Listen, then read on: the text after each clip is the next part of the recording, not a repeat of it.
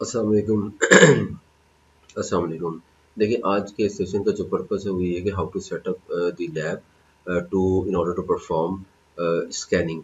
ठीक है, तो देखिए मेटा एक्सप्लॉइटेबल के ऊपर हमने पहले डिस्कशन की है कि मेटा एक्सप्लॉइटेबल हम यूज़ कर सकते हैं। और देखिए पर्पस ये है कि कोई भी ऐसी वर्नेबल मशीन जो हमें हेल्प करे स्कैनिंग में रिजल्ट देने में। ठीक है, because this is a very beginning of the learning of ethical hacking. ठीक है, सो इसमें ये होता है कि हमें जब रिजल्ट्स मिलते हैं तो हमें मोटिवेशन भी बिल्ड होती है और हमें पता भी चलता है कि एक्चुअली वर्नेबिलिटीज या स्कैन जब रन होते हैं तो इनका आउटपुट कैसे आता है। दे आर बेसिकली, मैंने ऑलरेडी शेयर किया है लिंक। लिंक पर हमारी बात पहले भी हो चुकी हुई है। आप या तो पहला लिंक खोल लें या दूसरा लिंक खोल लीजिए। तकरीबन जब आप ये डाउनलोड करेंगे तो 700-800 MB की ये जिप फाइल होगी।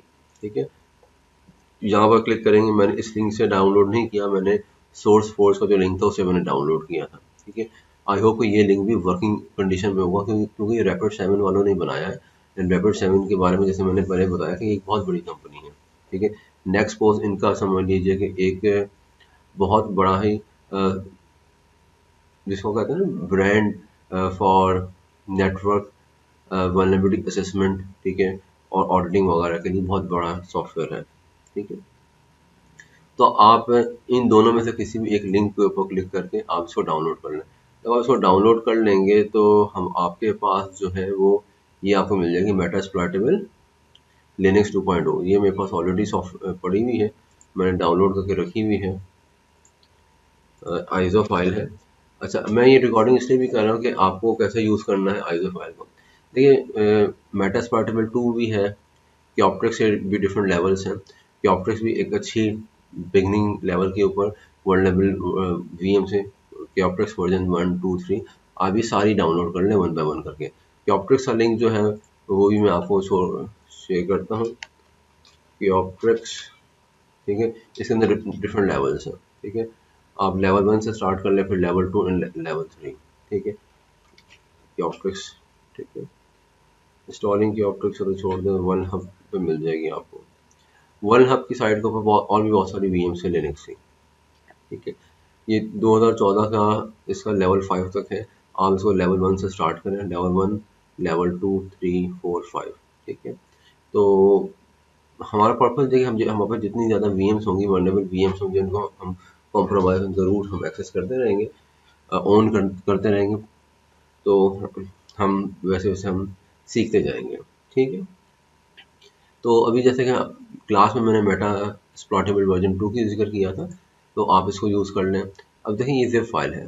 ठीक है, और ये मैंने ऑलरेडी किया था तो मैंने इसको डिलीट कर दिया। मैं इसको, इसके अंदर थी वीएम, मैंने डिलीट कर दी है। आप इसको राइट क्लिक करें और इसको एक्सट्रैक्ट टू, अब इसको देख लेते हैं इस ये फोल्ड, हाँ, आप इसको एक्सट्रैक्ट हेयर कर लें ताकि वो मल्टीपल फोल्डर्स ना बनाए। एक्सट्रैक्ट हेयर, जब आप इसको एक्सट्रैक्ट करेंगे it will take maybe a minute और 30 सेकेंड्स।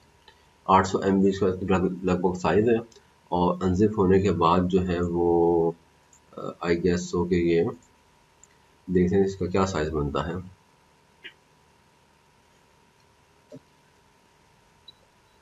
ये अनजिप हो गई है, और इसका जो साइज है तकरीबन अनजिप होने के बाद वो है 1. Almost 7.98 GB। क्योप्ट्रिक्स लेवल 1 को भी मैं अनजिप कर देता हूँ, और इसमें मैं देखता हूँ उसके अंदर भी फोल्डर बना हुआ है। हाँ, इसमें भी फोल्डर है। ठीक है, तो इसको भी मैं क्योप्ट्रिक्स लेवल 1 को भी मैं, ये मेरा ऑलरेडी किया हुआ भी है, ये पड़ी हुई भी होगी, तो मैं इसको डिलीट कर देता हूँ। मैं दोबारा से अनजिप कर देता हूँ। ये निस्बतन छोटी वीएम है। ठीक है,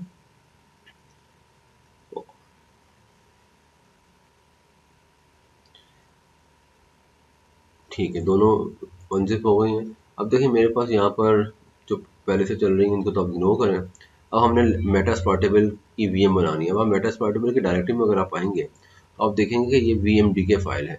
वीएमडीके फाइल ट्रेडिशनली लेगेसी तौर पर वीएम वेयर के साथ चलती है, virtual machine disc image format ना। ये समझ लीजिए कि वीएम वेयर की डिफ़ॉल्ट जो डिस्क इमेज का जो फॉर्मेट वो ये है। ठीक है, तो हमारे पास जो है ना, अब हमने इनको यूज़ करना है ओरेकल वर्चुअल बॉक्स अंदर। ठीक है, मैं ओरेकल वर्चुअल बॉक्स अंदर आऊँगा, मैं न्यू पे क्लिक करूँगा, मैं इसके बाद दे दूँगा नाम। ठीक है, नाम मैं दे देता हूँ मेटा, इस बस मैं कॉपी पेस्ट कर लेता हूँ वहाँ से ना, ये मैंने कर लिया कॉपी और मैंने इसको कर दिया यहाँ पर पेस्ट वर्जन 2। ठीक है, और ये तो फोल्डर का नाम है। ठीक है, जहाँ पर ये अपनी फाइलें वगैरह रखेगा, तो इसको जो है वो हम चेंज नहीं करते।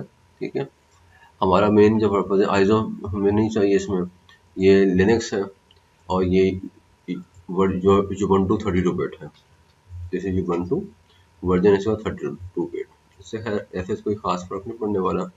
हार्डवेयर में आएंगे तो हमें VDI virtual disc image format में वगैरह कोई न्यू हार्ड डिस्क क्रिएट करनी है, नहीं हमें न्यू हार्ड डिस्क नहीं क्रिएट करनी, हमने एग्जिस्टिंग हार्ड डिस्क को यूज़ करना है। ठीक है, अब जो एग्जिस्टिंग हार्ड डिस्क है, अब चूँकि बेसिकली हम यूज़ कर रहे हैं वर्चुअल बॉक्स का नया वाला वर्जन, तो हमें यहाँ पर जाकर ऐड करनी पड़ेगी। ठीक है, तो मैंने यहाँ पर क्लिक किया इस वाले आइकन पर। ठीक है, तो मैंने ऐड पर क्लिक किया, ऐड पर क्लिक करने के बाद मैंने यहाँ पर अनजिप किया है आइसो इमेजेस मेटा एक्सप्लॉरेटेबल और ये VMD के फाइल, इसको मैं यहाँ पर ऐड कर दूँगा। ये ऐड हो गई है, मैंने इसको सेलेक्ट कर लिया, चूज दैट्स ऑल। ठीक है, फिनिश। अब ये तो मैंने कर दिया। अब सेटिंग्स में मैं एक दफ़ा आता हूँ, सेटिंग में इसका नाम आ गया। ठीक है, लिनक्स Ubuntu एडवांस में आया, इसको कर देते हैं। वैसे ये ऐसा काम नहीं करेगा, क्लिपबोर्ड शेयरिंग जो है डिवाइस को रहने देता हूँ। इसका मैं डिस्क्रिप्शन में लिख देता हूँ, इसका जो पासवर्ड है वो है MSF एडमिन ना, जो इसका डिफ़ॉल्ट पासवर्ड है। तो मैं यहाँ पर सेव कर लेता हूँ ताकि मुझे याद रहे ना। मैं फिर भी डबल MSF याद नहीं आ रहा, इसका जो डिफ़ॉल्ट पासवर्ड है MSF एडमिन। ठीक है, यूज़र नेम भी यही है, पासवर्ड भी यही, मैं जस्ट सेव एंड के लिए प्रॉपर मैं ले देता हूँ ताकि मुझे याद रहे। रैम इसको दे देता हूँ 1024। ठीक है, और बेसिक एडवांस हो गया, डिस्क्रिप्शन डाल दी, ये और कोई चीज़ चेंज करने की ज़रूरत नहीं है, डिस्प्ले ऐसे एज इट इज़ जाएगा, स्टोरेज में कुछ चेंज करने की ज़रूरत नहीं है। ऑडियो नेटवर्क में मैंने कहा था कि आप इसको इन द फॉर्म ऑफ क्या कहते हैं लैन यानी इंटरनल नेटवर्क कनेक्ट कीजिएगा। ठीक है, तो आप इसको इंटरनल नेटवर्क भी कर सकते हैं। मैं भी ब्रिज एडाप्टर पर जाऊँगा। ब्रिज एडाप्टर पर जाने का फ़ायदा है कि जब मैं स्कैन करूँगा तो मेरे पास जो एग्जिस्टिंग नेटवर्क के अंदर जो डिवाइसेस हैं वो भी आ जाएंगी। ठीक है, तो उससे भी हमें थोड़ा सा आइडिया होगा मज़ीद स्कैन्स करने का ना, जब हम स्कैन्स करेंगे। Allow all. ठीक है, प्रोमिस्कस मॉड हमने डिस्कस किया है already, that's all I need right. ठीक है, एट दिस स्टेज तो मैं सब ओके कर देता हूँ। अब मैंने ओके कर दिया इसको और मैं आ जाता हूँ सेटिंग्स में और स्टार्ट में, ये मैंने कर दिया स्टार्ट।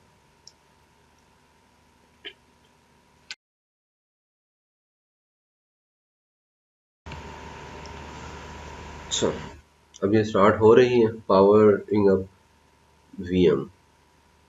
ठीक है, और टास्क मैनेजर मैंने खोला, it's working but slow 3 GB इसका फाइन। ठीक है, अब देखें ये बहुत ही छोटी सी स्क्रीन है, तो मैं इसको पहली बात तो कि व्यू में जाता हूँ, मैं कर देता हूँ ऑटो रिसाइज गेस्ट डिस्प्ले। ठीक है, एक तो मैंने इसको इनेबल किया और इसके अलावा मैं इसको स्केल मोड में गया, मैं ये कर दिया और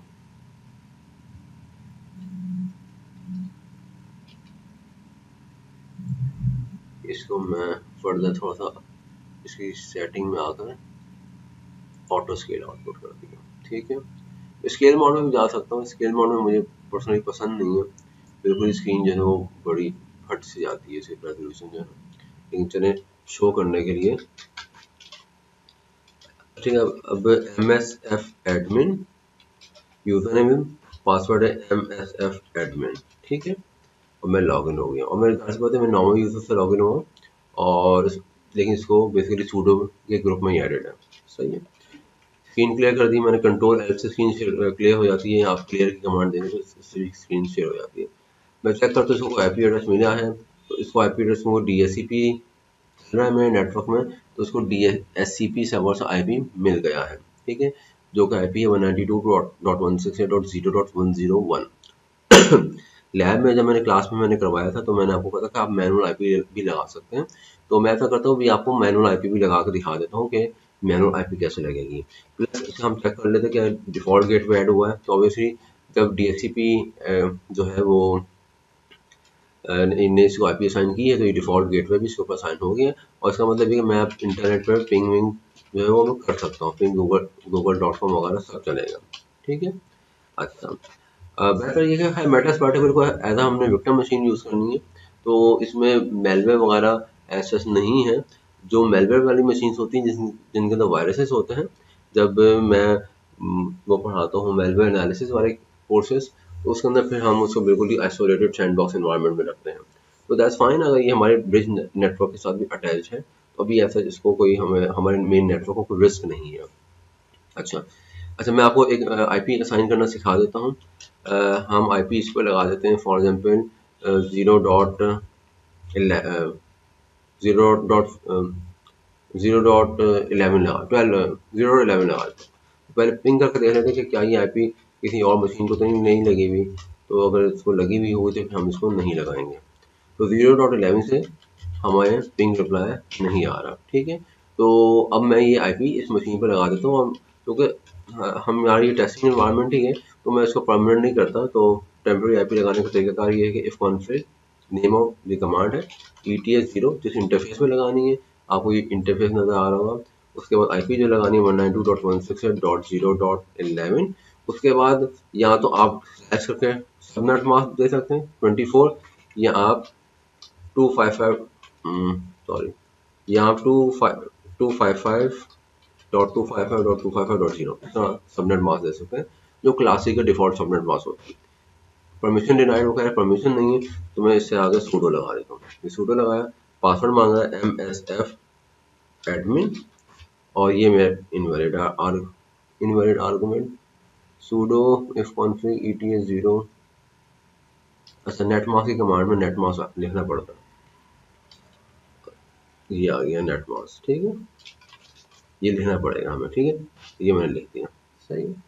तो आईपी लग गई है, कर लेते हैं, ठीक है, ये आईपी लग गई 192.168.0.11 इसकी अपनी आईपी है, पिंग रिप्लाई आ रहा है, और गेटवे इज मेरा जो राउटर है इसकी आईपी 0.1, उससे भी पिंग रिप्लाई आ रहा है, सही। मैं राउट्स को चेक कर लेता हूँ, राउट कौन सी एन की कमांड्स, अब मेरे पास डिफॉल्ट गेटवे नहीं है, ठीक है ना, क्योंकि डिफॉल्ट गेटवे मेरा उड़ गया है, क्योंकि मैंने अब मैनुअल आईपी लगा दी। मैं अगर गूगल को पिंग करूंगा तो मेरा पिंग रिप्लाई नहीं आएगा, ना ही रिजॉल्व भी नहीं होगा, ठीक है।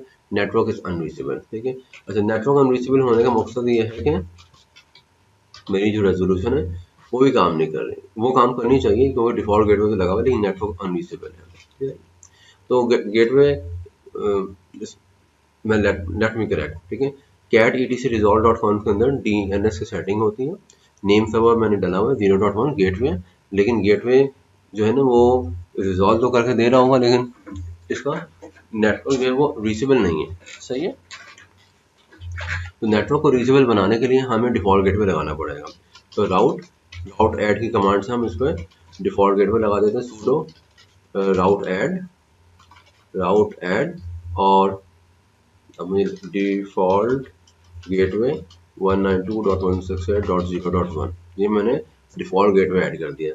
अब मैं उसको पिंग करूंगा तो मेरे पास पिंग रिप्लाई आना शुरू हो जाएगा। ये कमांड मैंने रिकॉर्डिंग में उसने डाली है ताकि आप लोग रिकॉर्डिंग वॉच करके, ये दो कमांड इंपॉर्टेंट होती हैं जब भी आपने किसी लिनक्स की मशीन पर स्टैटिक आईपी लगानी है तो, और डिफॉल्ट गेटवे ऐड करना है, तो ये दो कमांड्स बहुत इंपॉर्टेंट है। हाँ, मशीन को रिबूट करूंगा तो ये जो स्टैटिक आईपी जो हमने लगाई है वो रिफ्रेश हो जाएगी, क्योंकि ये हमने परमानेंट सेव नहीं की फाइल के अंदर। और एक और बात भी मैं बताता चलूँ, अगर आपने DNS को ऐड करना है तो vi etc resolve.conf ओपन किया, तो यहाँ पर आप एक और नेम सर्वर को ऐड कर सकते हैं। पहले रीड ओनली फाइल है तो मैं सूडो से ओपन कर लेता हूँ, सूडो, ठीक है, ये मैंने इसको कॉपी किया, और यहाँ पर मैं दूसरे DNS सर्वर की IP डाल देता हूँ, जैसे कौन सा 8.8.8 गूगल पर डाल दिया, ठीक है, शो करने के लिए। लेकिन हमारे डिफ़ॉल्ट गेटवे 0.1 का डला हुआ था, तो ये वो वर्क करेगा, ठीक है। अच्छा, अब ये मशीन है, इसकी IP मुझे पता है, मैं काली लिनक्स को मैं अप करता हूँ फ़ौरन, ठीक है। काली लिनक्स भी शट डाउन हुई हुई है, ठीक है। ये मैंने इसको काली लिनक्स को मैंने अप किया। It will take bit of time. अच्छा, ये अभी ये सेटअप होती है, तो जो मैंने वाइट बोर्ड के ऊपर जो मैंने नोट्स अपलोड किए पूरी वाइट बोर्ड के लेक्चर, पर्पज आपका ये है कि आपने अब अपने नेटवर्क पर स्कैनिंग शुरू करनी है, सही है।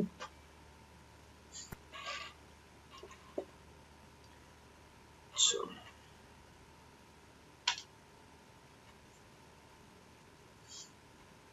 और यहाँ पर भी TCP डंप है, वायरशार्क भी है, तो मैं TCP डंप और वायरशार्क को मैं यहाँ पर यूज़ भी करके आपको दिखाऊंगा। और काफ़ी इंपॉर्टेंट टूल है TCP डंप और वायरशार्क दोनों, विंडोज़ और लिनक्स दोनों के लिए वायरशार्क अवेलेबल है, मैक के लिए भी मिल जाएगा आपको। और इसके अलावा जो TCP डंप है वो आपको लिनक्स बेस्ड मशीन्स के ऊपर आपको मोस्टली मिलेगा, ठीक है। मैक का मुझे मालूम नहीं कि मैक में TCP डंप होता है या नहीं होता, और विंडोज़ में ऑब्वियसली नहीं होता, तो विंडोज़ में वायरशार्क यूज़ करते हैं।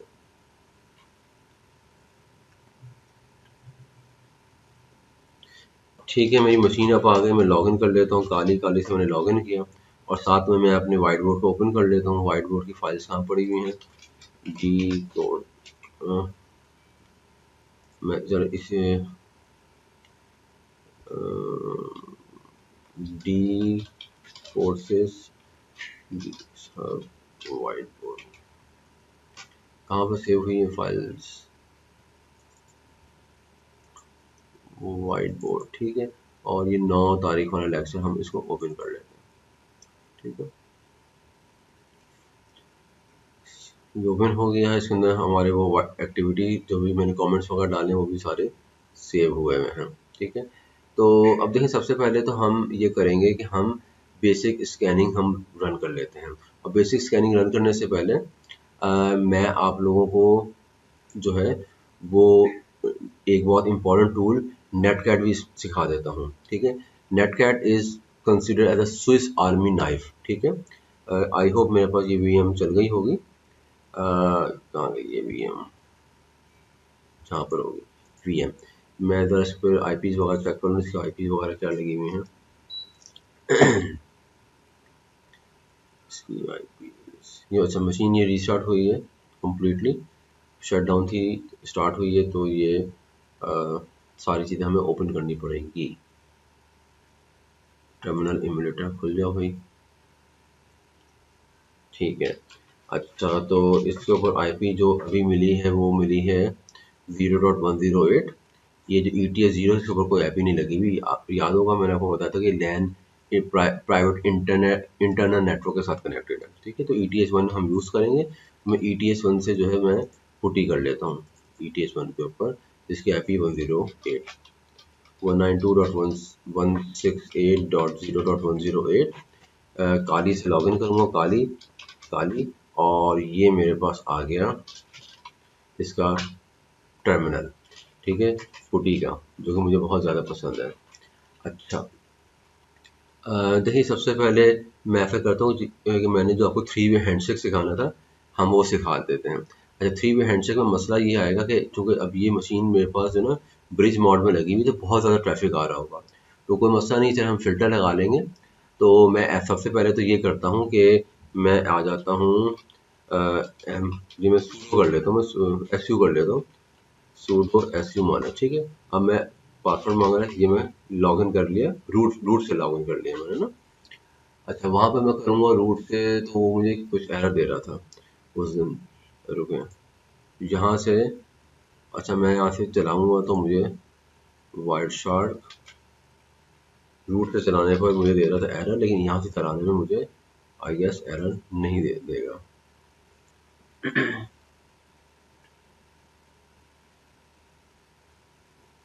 ठीक है, कैप्चर पे मैं आया, ऑप्शन में मैं आया, ETS 1 को मैं कैप्चर करूँगा, ठीक है। स्टार्ट, और स्टार्ट हो गया, ठीक है। तो बहुत ज़्यादा ट्रैफिक आ रहा है ऑब्वियसली, इसीलिए मैंने जो ETH उसको मैंने कैप्चर करने की कोशिश की थी। तो चले ऐसा करता हूँ, मैंने आपको सिखा तो दिया है। मैं ऐसा करता हूँ, मैं शिफ्ट कर देता हूँ जो मेरी ये वाली VM है ना, दोनों इस VM को मैं शिफ्ट कर देता हूँ मेटास्प्लॉइटेबल को इंटरनल नेटवर्क के ऊपर, ताकि हमें बहुत ज़्यादा चैटी नेटवर्क ना हो हमारा। तो मैं यहाँ पर आया, मैं वापस मैंने इसको ब्रिज मोड से कन्वर्ट कर दिया इंटरनल नेटवर्क में, और ये कर दिया मैंने local area network LAN, that's all. ठीक है। और काली का जो प्राइमरी इंटरफेस है मेरा ETH1 जो है, सॉरी ETH0 जो है, वहाँ पर मैं आया, वो ऑलरेडी मेरे पास लैन नोड में लगा हुआ है। ठीक है। तो अब मुझे सिंपल ये जाना कि ये मेटास्प्लॉइटेबल की मशीन पर आऊँगा और ये IP मैं हटा देता हूँ मैं और मैं लगा देता हूँ sudo if config ETH0 192.168.10.11/24। ठीक है, ये IP लग गई है। और यहाँ पर जो है मैं काली के ऊपर मैं इसका जो ETH0 है, इसके ऊपर मैं IP लगा देता हूँ 192.168.10.12/24। ठीक है, 24। और यहाँ हमने लगाई थी /11। अब मैं पिंग करता हूँ। ठीक है, पिंग जाना चाहिए, पिंग 10.11 पिंग जा रहा है और पिंग वापस भी आ रहा है। और मैं मेटास्प्लॉइटेबल की मशीन से पिंग करके देख लेता हूँ, पिंग 192.168.10.12। ठीक है, पिंग जा रहा है, पिंग आ गया, दैट्स ग्रेट। तो अब मैं वाइटशार्क से पैकेट कैप्चर करूँगा तो मुझे कोई कुछ भी बहुत ही लिमिटेड ट्रैफिक मिलेगा। ठीक हो गया। अच्छा, तो यहाँ पर अब मुझे 1 मिनट दें ज़रा, इसको मैं कहाँ गया, हाँ इसको मैं करूँ स्टॉप।